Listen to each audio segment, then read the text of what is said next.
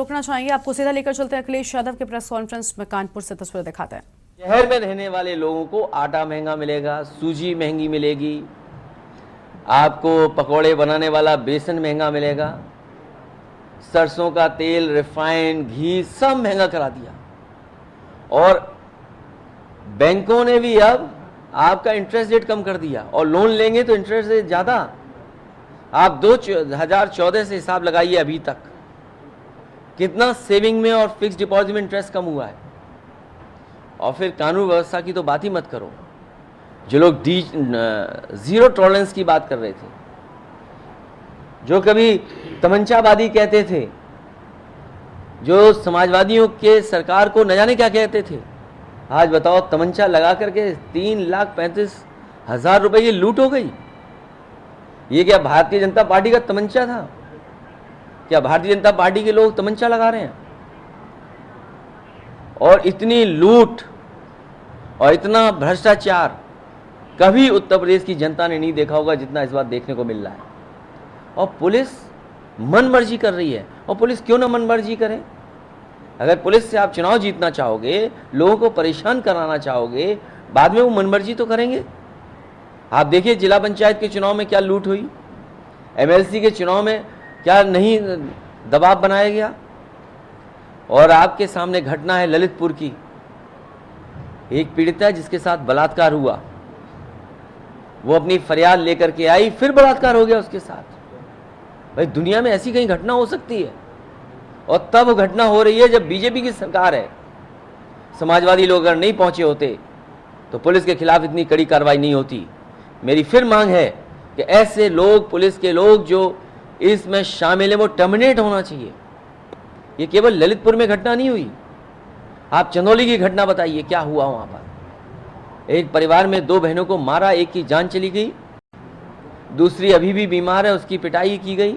और पुलिस कहानी बदल रही कि उसने फांसी लगा ली। सच्चाई तो यह है कि बीजेपी से अच्छा इनकी सरकार में पुलिस कहानी कभी नहीं बनाती। पुलिस कहानी बनाने में बहुत तेज है। कोई घटना होगी उसमें कहानी बना देंगे। इसलिए बेरोजगार, महंगाई और आपके पुलिस के कामकाज देख सकते हो। फेक इनकाउंटर में नंबर 1, कस्टोडियल डेथ में number 1, national human right commission से जो नोटिस मिलती है उसमें नंबर 1, महिला आयोग से जो नोटिस मिलती हैं पुलिस को नंबर 1, अपराधियों की सूची में जो चुनाव लड़े बीजेपी नंबर 1। और इनकी सरकार में वैसे तो ये निशानेबाज हैं, लेकिन सोचिए एक आईपीएस फरार है, आईपीएस पे इनाम घोषित है। इसलिए ये सरकार कंटिन्यूटी की सरकार है। और कंटिन्यूटी की सरकार में कानून व्यवस्था लेकर के हर चीज बर्बाद कर दी सरकार।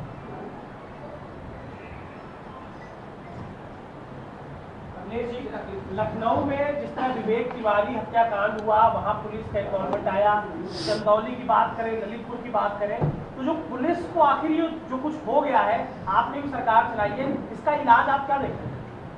पुलिस से अगर पॉलिटिकल लाभ लेंगे आप, पुलिस को आप चुनाव जिताने में लगा दोगे और पुलिस को आप इसमें लगा दोगे कि आप चिन्हित करिए कि विपक्ष के लोग कौन है, उन पर क्या कार्रवाई की जा सकती है, तो वो अपनी मर्जी का काम तो थोड़ा बहुत करेंगे।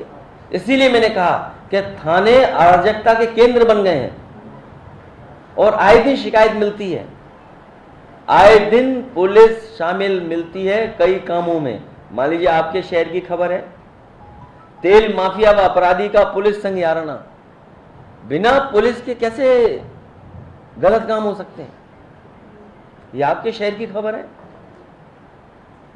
बुलडोजर को सबसे बड़ी शक्ति मानते हैं योगी आदित्यनाथ, और अब मदरसों में भी बुलडोजर चलना चालू किया है। विपक्ष लगातार ये कह रहा है कि एक विशेष समुदाय को परेशान करने के लिए, और पुलिस भी मुझे दुख है इस बात का कि जो चीजें पुरानी बनी हुई हैं, मदरसा है या किसी का घर है जो 20 साल, 30 साल, 40 साल पहले बना, उन पे ये बुलडोजर लेकर के जा रही है। बुलडोजर शहर को अच्छा नहीं कर रहे, ना अतिक्रमण हटाने के लिए कर रहे हैं। ये बुलडोजर इसलिए लेके घूम रहे हैं कि जिससे लोग डर जाएं। ये डराने के लिए लोकतंत्र में दुनिया में इस तरह का नहीं होता होगा। इसलिए चुनाव भर हमने कहा कि ये सरकार आ गई तो लोकतंत्र खत्म हो जाएगा। आप पे अगर स्टे है तभी बुलडोजर चल सकता है, कोर्ट की कोई परवाह नहीं करेगी सरकार। और अगर आपने कहीं नक्शा पास कराया है, अभी उदाहरण सामने आया कि जिला पंचायत ने अगर नक्शा पास कर दिया तो केडीए भी पूछा है कि नक्शा पास करोगे कि नहीं करोगे। ये अधिकारी क्या दो नक्शा पास करेंगे लूटने के लिए? ये तो सरकार का निर्णय है। अगर कभी सरकार ने कोई निर्णय लिया होगा कि जिला पंचायत इस क्षेत्र में करेगा पास और केडीए इसमें पास करेगा। मुझे याद है जब एक अधिकारी यहाँ पे थी, कोई उन्होंने ऐसा फैसला ले लिया, पूरा का पूरा कानपुर का काम रुक गया था। आप कानपुर में जिस बिल्डिंग पे हाथ लगा दो आप उसको इलीगल साबित कर सकते हो। तो बीजेपी के लोग दल देख करके काम कर रहे हैं। बीजेपी की सरकार खासकर मुसलमानों को परेशान करने के लिए काम कर रही है। बीजेपी की सरकार खासकर समाजवादियों पर और जात के आधार पर फैसला ले रही है। जात के आधार पर कभी ऐसे फैसले नहीं लिए गए। ये जो दूसरों को जातिवादी बोलते हैं वो सबसे बड़े जातिवादी निकले। घोर जातिवादी अगर कोई है तो वो भारतीय जनता पार्टी की सरकार। सर एक सवाल है। सांसद ब्रिजभूषण सिंह ने कहा है कि राज ठाकरे माफी मांगे उत्तर भारतीयों से, वरना अयोध्या में इनको घुसने नहीं दूंगा।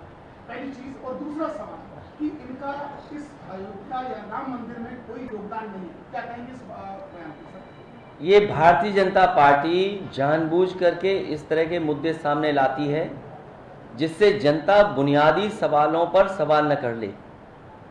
आज तक डीजल पेट्रोल जो महंगा हो गया उसका जवाब नहीं दे रहे हैं। डीजल पेट्रोल से जो मुनाफा हो रहा है वो पैसा कहाँ जा रहा है। चर्चा इस बात की ना हो कि आपने अगर लोन ले लिया घर मकान बनाने के लिए तो उसका इंटरेस्ट बढ़ जाएगा। अब आपको हमको पता ही नहीं कि स्टील कितनी महंगी हो गई है। और अगर आप हिसाब किताब देखोगे तो आम जनता को तो देना पड़ रहा है पैसा बढ़ करके, लेकिन जो बड़ी बड़ी कंपनियां उनका मुनाफा नहीं कम हो रहा है। इस कोविड के समय पे भी किसी बड़ी कंपनी का मुनाफा कम नहीं हुआ। बीजेपी के लोग बड़े बड़े उद्योगपतियों के साथ खड़े हैं, उनका मुनाफा कम ना हो जाए, चाहे गरीब जनता को डीजल पेट्रोल स्टील आटा खाने की सामग्री तेल सब कुछ महंगा बिक जाए। जहां इतनी गरीबी हो, जहां लगातार गरीबी की खाई पैदा होती जा रही हो, वहां बताओ देश का एक उद्योगपति दुनिया में पहुंच गया आगे। सर यूपी की राजनीति जो है वो बेसिकली अब हिंदू मुस्लिम के नाम पर बढ़ती जा रही है। आपने जो सरकार चलाई है, अब जो मौजूदा हालात है वो कहीं ना कहीं जो है आजान पर आकर टिक गया है, हनुमान चालीसा पर टिक गया है। आपने भी सरकार चलाई है, क्या मानते हैं कहाँ कुछ कमी रहेगी? भारतीय जनता पार्टी बच गई, नहीं तो इसी चुनाव में उनको जनता ने सबक सिखा दिया था। अगर आप आंकड़े देखेंगे तो समाजवादी लोग 3.5 लाख वोट से ही तो पीछे हैं। और अगर हमारे कार्यकर्ता, हम अब उसमें विश्लेषण नहीं कर रहे हैं, उसमें एनालिसिस नहीं कर रहे हैं। अभी भी इलेक्शन कमीशन ने कुछ विधानसभाओं के डेटा अपलोड नहीं किया अभी तक। इतने महीने चुनाव हो गए, अभी तक इलेक्शन कमीशन ने डेटा अपलोड नहीं किया है। और डेटा अपलोड इसलिए भी नहीं हो सकता, हो रहा हो क्योंकि उन्हें मैनिपुलेशन करना है।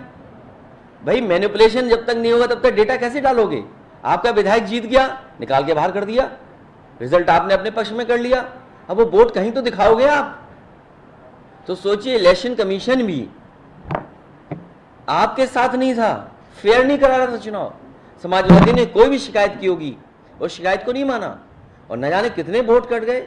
और खासकर जो पन्ना प्रभारी थे उन्होंने चिन्हित कर करके ये समाजवादी लोग हैं, ये यादव हैं, ये मुस्लिम हैं, इनके वोट काट दो, या ये गैर बरादरी के हैं, ये मान लीजिए अमिताभ वाजपेयी मुनीष शुक्ला के करीब के लोग हैं, इनका वोट काट दो।